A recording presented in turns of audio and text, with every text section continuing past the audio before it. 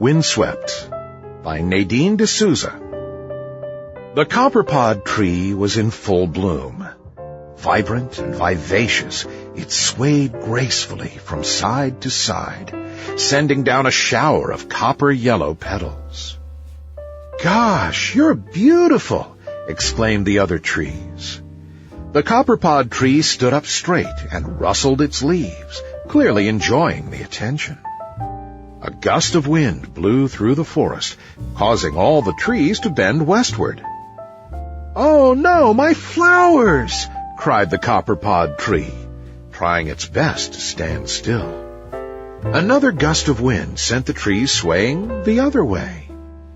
"That's enough," said the copperpod tree, as a bunch of flowers fell from its topmost branches.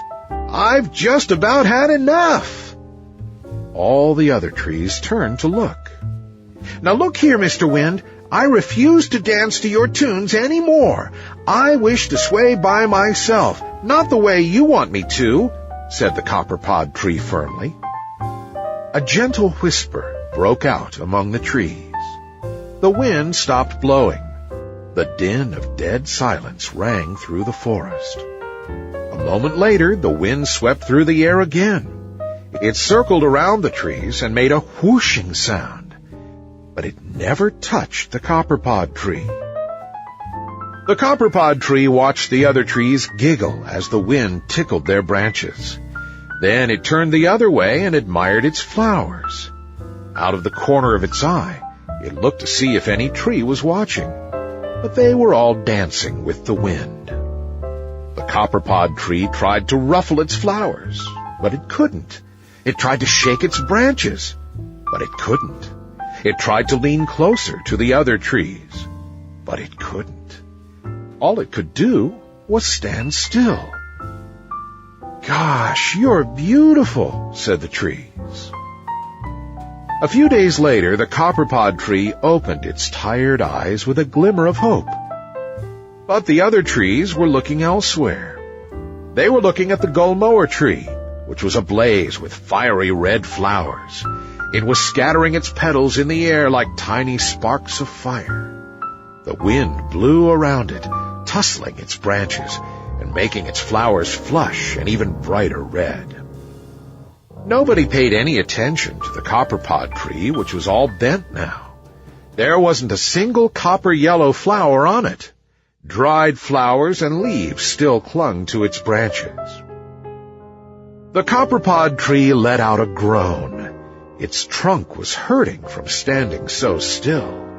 It longed to sway at least once, but the wind refused to even come near it.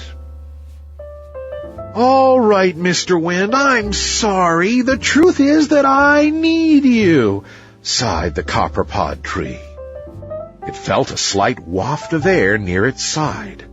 The wind had come closer to listen. "I know I'm a big, beautiful tree with lovely flowers and healthy branches and a nice, strong trunk.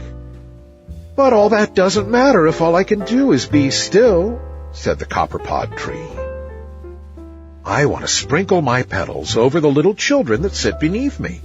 I want to reach out my branches and kiss the sky. I want to stretch and protect the people that take shelter under me. I want to dance again. I want to be a living, breathing tree that sways with the wind." The copperpod tree hunched lower, unable to even stand up straight anymore. A gentle breeze floated over the copperpod tree. It started out at its roots, awakening them from their slumber.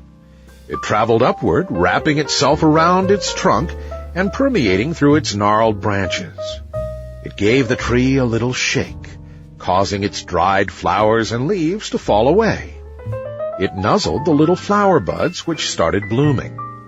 The wind encompassed the copperpod tree in a giant hug and swayed with it in a soft, gentle dance.